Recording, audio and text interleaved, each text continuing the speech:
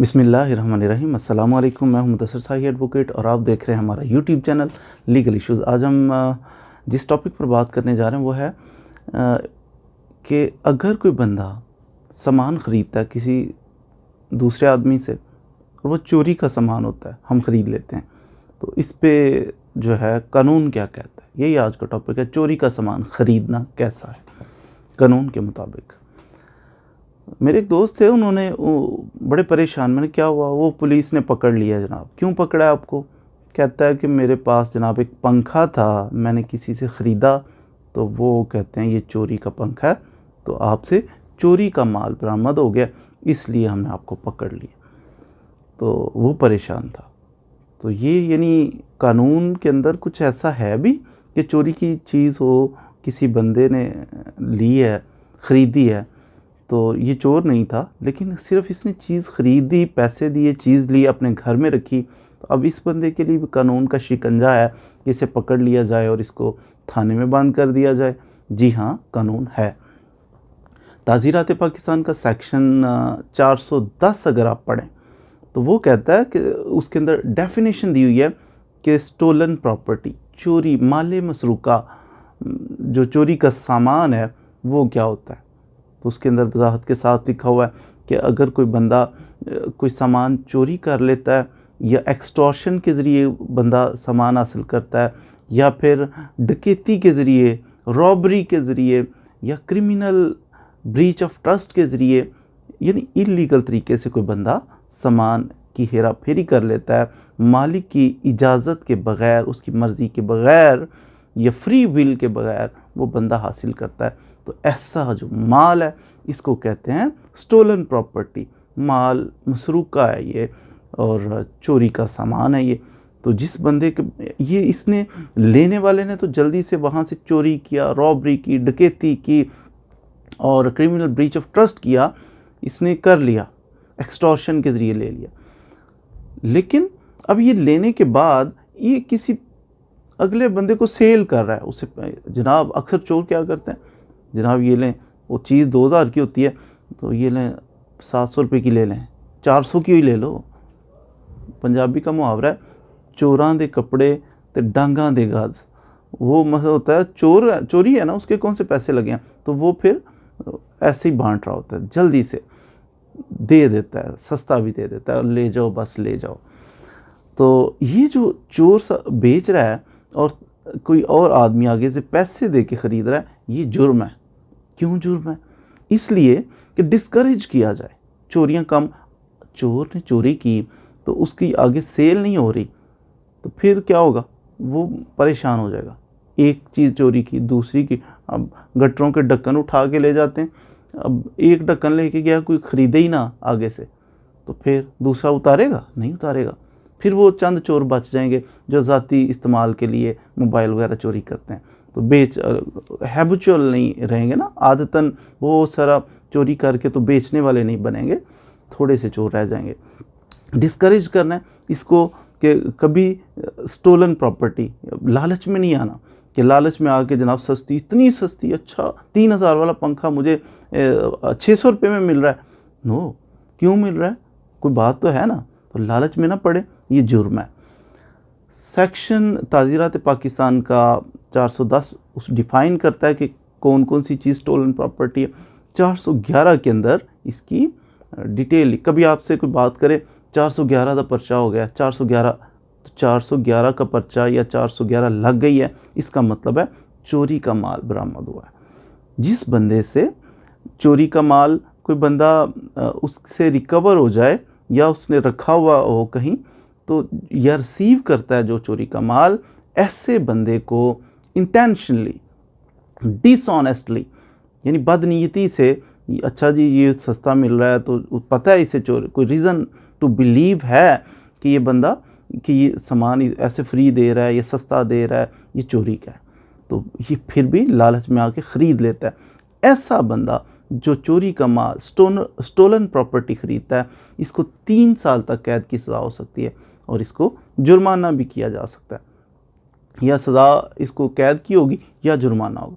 Normally first time अगर कोई छोटा मोटा ऐसा हो कि माल बरामद हो गया, तो उसको जुर्माना कर दिया जाता है, लेकिन हैबिचुअल हो उसकी सज़ा मज़ीद बढ़ा दी जाती है।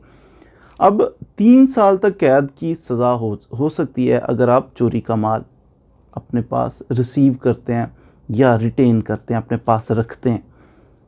तो अगर जो माल आपने चोरी का लिया, अपने पास रखा हुआ है, ख़रीदा है, तो वो माल डकैती करके हासिल किया गया था। जिसने आपको बेचा उसने डकैती की थी, या फिर आपको पता है कि डकैतों के गैंग से ये बंदा ताल्लुक़ रखता है, कुछ ऐसा, डकैती की वजह से वो माल हासिल किया गया था, तो ऐसी सूरत में फिर आपकी सज़ा 3 साल नहीं, 3 साल से बढ़ के 10 साल तक कैद की सज़ा हो जाएगी, साथ जुर्माना भी होगा। इसके अलावा सेक्शन 413 कहता है कि अगर कोई बंदा आदी हो चोरी का माल ख़रीदने का, जनाब ये आए दिन ख़रीदता ही रहता है चोरों से, चोर इनकरेज होते हैं कि उधर जाऊंगा तो बिक जाएगा मेरा सामान, तो अगर ये आदी है, अक्सर ख़रीदता है, तो फिर इसको 3 साल सज़ा नहीं होगी, फिर भी इसकी सज़ा बढ़ के तो 413 PPC ये कहता है कि इसकी सज़ा 3 साल से बढ़ के 10 साल कर दी जाए। 10 साल तक इस बंदे को सज़ा हो सकती है, जुर्माना भी किया जा सकता है। फिर अगर कोई बंदा चोरी का सामान है और ये बंदा मदद कर रहा है कि इसको छुपाने में, किसी बंदे ने परचेज़ किया है या किसी बंदे ने चुराया है, तो ये ख़रीद नहीं रहा, ले नहीं रहा, लेकिन मदद कर रहा है कि इस सामान को छुपा दिया जाए, गायब कर दिया जाए, साइड पे लगा दिया जाए, तो ये मुआवन जो बन रहा है ना, इस बंदे को भी 3 साल तक कैद की सज़ा हो सकती है और जुर्माना भी किया जा सकता है। इस्लाम में ये बड़ा इस पे सख्ती है। ये पाकिस्तानी कानून की बात मैं कर रहा हूँ, लेकिन इस्लाम में, हमारे दीन में इसको बिल्कुल ऐसा ही है, डिस्करेज किया गया।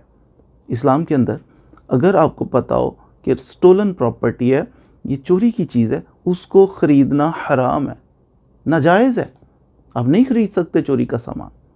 रसूलुल्लाह सल्लल्लाहु अलैहि वसल्लम ने इरशाद फरमाया, हदीस मुबारक का मफ़हूम है कि अपने भाई की इजाज़त के बग़ैर उसकी चीज़ इस्तेमाल ना करो, अगरचे वो एक खिलाल हो। खिलाल का मतलब है टूथपिक से दांत करते हैं ना, वो खिलाल करते हैं, तो एक टूथपिक, एक तिनका भी अपने भाई की इजाज़त के बग़ैर इस्तेमाल ना करो, मना किया। अब ये चोरी का सामान जो है, ये आपके किसी भाई का सामान था, किसी मुसलमान का सामान था, फिर उसकी इजाज़त के बग़ैर चुराया गया, तो आप उसको ले रहे हो क्यों? इस्तेमाल करने के लिए। तो मालिक की इजाज़त ली आपने? नहीं।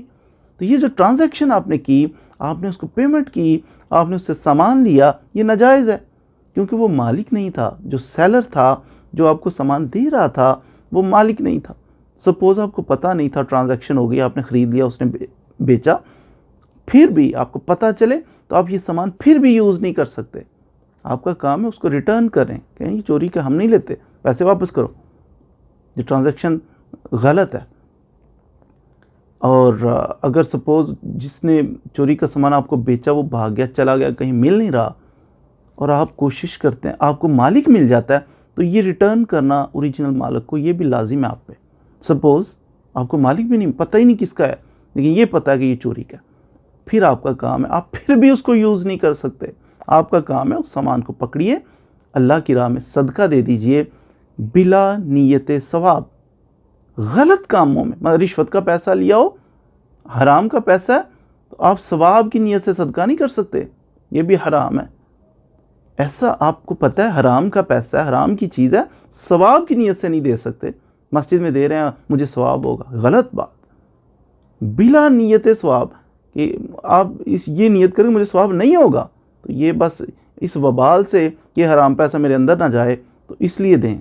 इसी तरह वो चीज़ बिला नीयत सवाब आप किसी फ़कीर को देंगे और ये नीयत करेंगे कि इसका अगर कोई सवाब होता है तो ये उसको हो जो ओरिजिनल मालिक था, जिसकी चोरी की गई, या अल्लाह इसका ये गरीब को दिया और इसका सवाब उसको पहुँचे। और वैसे भी अल्लाह से तौबा करें, कुछ इस्तग़फ़ार करें, कुछ पढ़ें और उसके लिए दुआ करें कि या अल्लाह हमारा भाई जिसकी ये चोरी हुई थी और मैं मुआवन बन गया उस ख़रीदने में, तो या अल्लाह उसकी मग़फ़िरत कर दे, उसका भला कर दे। तो उम्मीद है कल क़यामत के दिन आप इस तौबा की वजह से आपकी कुछ बचत हो जाएगी। अदरवाइज़ क़यामत वाले दिन तो आपकी बिला इजाज़त जो चीज़ उसकी इस्तेमाल कर रहे हैं ओरिजिनल मालिक की, तो आपकी नेकियां ट्रांसफ़र हो सकती हैं उधर। जब भी चीज़ ख़रीदें अपनी तसल्ली थोड़ी सी कर लेनी चाहिए। अगर आपको यकीन है कि ये चोरी की चीज़ है या ज़न्ने गालिब भी है, गालिब गुमान है कि ये चीज़ चोरी की है, दोनों सूरतों में वो ख़रीदना नाजायज़ है। चोरी का सामान कभी नहीं ख़रीदना। 3 साल के लिए जेल की हवा भी खाना पड़ सकती है। उम्मीद है आपने आज के लेक्चर से ज़रूर कुछ ना कुछ सीखा होगा। मज़ीद वीडियोस के लिए हमारे साथ रहिए। अगर वीडियोस पसंद आए तो शेयर किया करें अपने दोस्तों के साथ, और अगर आप चाहते हैं फर्दर वीडियोस जो नई नई हमारी आती रहती है मुख्तलिफ टॉपिक्स पे, वो भी आप तक पहुंचती रहें, चैनल को सब्सक्राइब भी करें और बेल आइकॉन के बटन को प्रेस करने से ये होता है कि नोटिफिकेशन जब नई वीडियो हम लगाते हैं आप तक पहुंच जाएगा। तो अगर आप समझते हैं कि आपको ज़रूरत है इन चीज़ों की तो ये काम भी कर लीजिएगा। Thank you very much.